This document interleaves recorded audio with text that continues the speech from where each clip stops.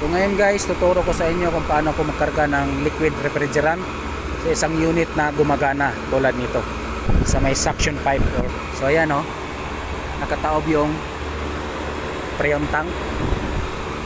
So ngayon kulang pa tayo ng karga, nasa 45 pa. Pag before kasi yung ikakarga natin guys, matagal dahil dahan-dahan yung pasok ng freon sa may suction pipe. So ngayon, para mabilis, magkarga tayo ng liquid. Paano ba tayo magkarga ng liquid sa may suction pipe? Ganito yung technique guys. Buksan lang natin to ng konti. Kunti lang. Ayan, pumasok na. Kunting bukas lang. 30 seconds, isara mo.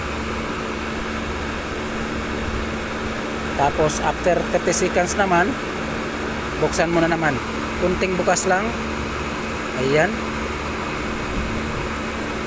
30 seconds, sara mo. So ang ginawa ko kasi guys, ganito yan. Fully liquid refrigerant yung pumapasok dito. Ngayon, binuksan ko lang siya ng konti dito sa may opening valve nya. Tulad nito. Iyan. 30 seconds, sinara ko. Ibig sabihin, yung pumasok na freon dito guys, fully liquid. Binuksan mo lang ng konti dito sa may opening valve ng gauge manifold. Yung freon na tumagos dito, papunta na dun sa may suction pipe, in the vapor state na siya. Dahil ginawa nating metering device yung opening valve dito. Dahil kunting bukas lang. Gets nyo? Fully liquid yung pumasok dito. Binuksan mo lang ng kunting-kunti dito sa opening valve ng gauge manifold. Ibig sabihin, pagtagos ng freon dito, nag-evaporate siya. In the vapor state na siya.